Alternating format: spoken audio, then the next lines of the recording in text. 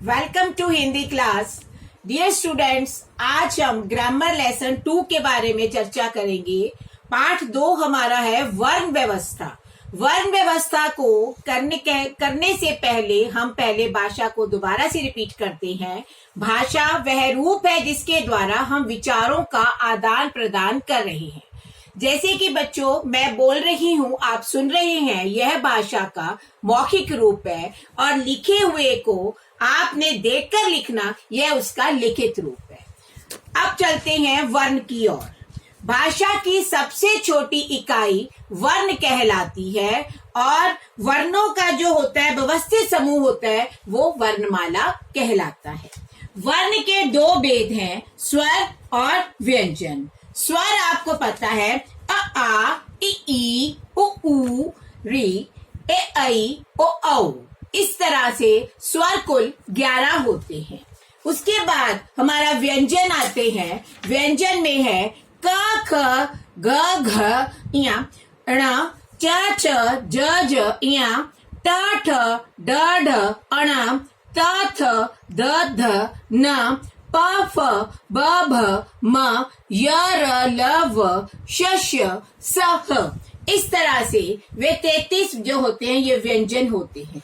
यहाँ मैंने आपको बताया है स्वर 11 हैं, व्यंजन 33 है। इनके मेल को वर्णमाला कहते हैं। जो पहला मैंने आपको बताया क्वर्क, च्वर्क, ट्वर्क, त्वर्क और पवर्क, ये जो होते हैं हमारे पंचम वर्ण कहलाते हैं। य र ल व ये होते हैं अंतस्थ व्यंजन। श श स ह ये होते हैं ऊष्म व्यंजन। उसके बाद हम स्वर की ओर वापिस लौटते हैं। स्वर जो होते हैं 11 होते हैं। ह्रस्व, उसके 3 टाइप्स होते हैं, ह्रस्व, दीर्घ और प्लुत। ह्रस्व स्वर को मूल स्वर भी कहा जाता है, अ ई उ री। उसके बाद दीर्घ जो होते हैं वो 7 होते हैं। 7 में आपको पता है कौन कौन से होगा, आ ई उ ए ऐ ओ औ। इसके बाद जो होते हैं, आपको कभी पूछा जाए संयुक्त स्वर किसे कहते हैं, संयुक्त स्वर जो बेटा 4 होते हैं, ए ऐ ओ औ, क्योंकि ये 2 स्वरों के मेल से बनते हैं। ए जो है वो अ जमा ई, ऐ जो है अ जमा ए, ओ जो है अ जमा उ और औ जो है अ जमा ओ के मेल से बना है। प्लुत जो होता है इसमें इससे तिगुना समय लगता है ह्रस्व से, दीर्घ से दुगना समय लगता है बोलते हुए, जैसे ओम, राम, हे, इस तरह से। उसके बाद अगर हमें पूछा जाए व्यंजनों की संख्या कुल जो है 33 है, लेकिन हिंदी वर्णमाला में हमारे कुल व्यंजनों की संख्या 52 है।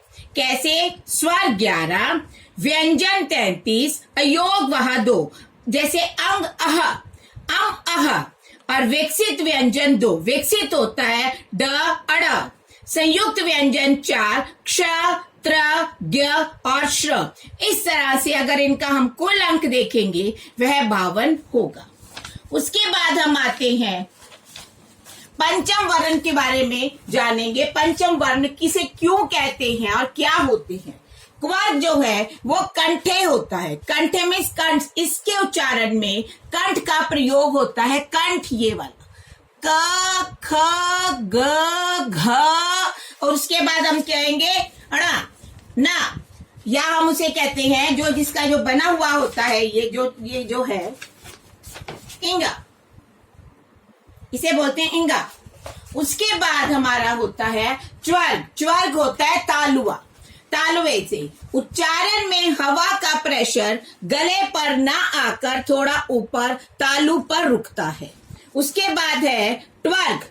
त की जो होती है वो लाइन को कहते हैं। ये मूर्धन्य व्यंजन होते हैं जहां उच्चारण करते समय जीभ ऊपर स्पर्श करती है और हवा गले में रुककर तालु पर रुके, यानी कि जब जीभ मूर्धा और कठोर तालु की संधि को स्पर्श करती है।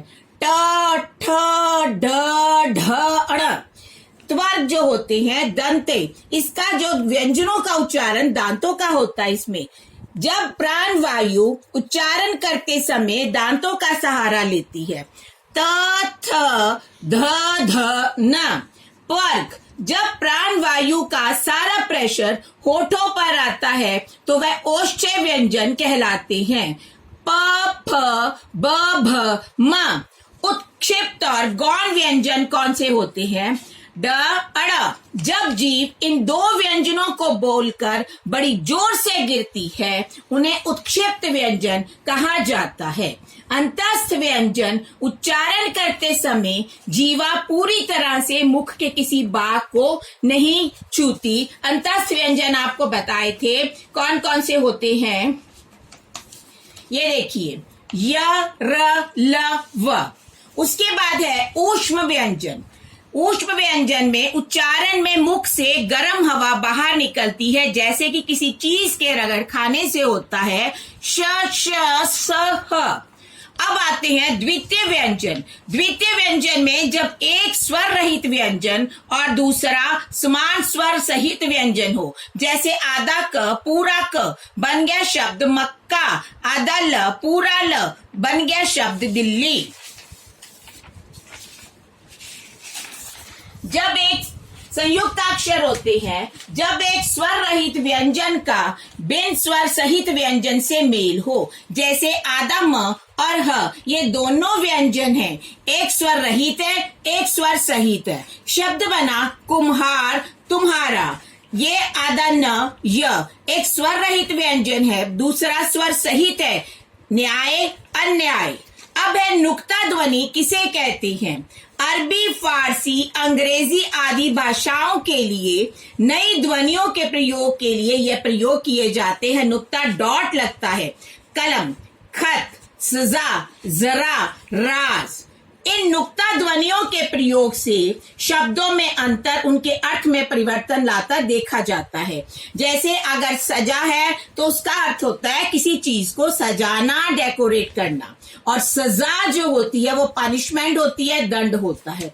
इसी तरह राज, किसी राज्य पर राज करना, और राज होता है आपका सीक्रेट क्या क्या है, रहस्य क्या क्या है। उसके बाद बच्चों आता है हमारा विसर्ग।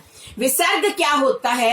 इसका उच्चारण ह की तरह किया जाता है और केवल तत्सम यानी कि संस्कृत शब्दों में किया जाता है, जैसे प्रातः, स्वतः, संभवतः आदि। उसके बाद आता है आगत ध्वनि। आगत ध्वनि है, इसका प्रयोग अंग्रेजी शब्दों को हिंदी में लिखते समय किया जाता है। आगत होता है बिना बिंदु के चंद्र, जैसे टॉफी, कॉफी, डॉक्टर, कॉलेज आदि। ध्यान से देखेंगे, ये जो दो डॉट है वो विसर्ग कहलाते हैं, और जो बिना बिंदु के चंद्रमा है वो आगत ध्वनि कहलाती है। इसके बाद हम आते हैं, उच्चारण के आधार पर तीन व्यंजन होते हैं। पहला स्पर्श, दूसरा अंतस, तीसरा ऊष्म। और आगे आता है श्वास के आधार पर कितने हैं? अल्पप्राण, महाप्राण। अल्पप्राण होता है उच्चारण में हवा की मात्रा कम निकले, प्रत्येक वर्ग का पहला, तीसरा और पांचवा। जैसे क्वर्ग का ले लीजिए, क्वर्ग का पहला, उसके बाद तीसरा, उसके बाद पांचवा। इसमें जो महाप्राण में प्राण वायु की मात्रा अपेक्षाकृत जो है अधिक निकले, प्रत्येक वर्ग का दूसरा और चौथा। जैसे ख, घ, इस तरह से ये जो शब्द हैं इसमें श, श, स, ह, अड़ा भी है। और अगर हम अल्पप्राण में देखें इसमें य, र, ल, व, ड है। इसके बाद आता है स्वर तंत्रियों के कंपन के आधार पर दो भेद हैं, सघोष, अघोष। जिनके उच्चारण में हवा स्वर तंत्रिका से टकराकर बाहर निकलती है और घर्षण पैदा करती है, उसे कहते हैं सघोष। सघोष में 11 तो स्वर हैं और आगत ध्वनि भी आती है। इसके बाद अगर व्यंजन में देखा जाए तो प्रत्येक वर्ग का तीसरा, चौथा और पांचवा व्यंजन होता है। इसमें य, र, ल, व, ह, ड, ढ, अड़। इसे ढ, अड़, ज, ये है ज। इसके बाद जिनके उच्चारण में स्वर तंत्रिका में कंपन नहीं होता है उसे अघोष कहा जाता है, और व्यंजन इसमें होता है प्रत्येक व्यंजन वर्ग का पहला और दूसरा होता है। क ख जैसे है, उसके बाद जितने भी है श श स फ। अब आशा करती हूँ आपको वर्ण व्यवस्था के बारे में अच्छी तरह से ज्ञान मिल गया होगा। बच्चों, वर्ण भाषा की सबसे छोटी इकाई है। वर्ण के 2 भेद स्वर और व्यंजन हैं। स्वर 11 हैं और व्यंजन 33 हैं। अगर वर्णमाला में देखा जाए तो जो कुल व्यंजन हमारे 52 होते हैं। Stay home, stay safe.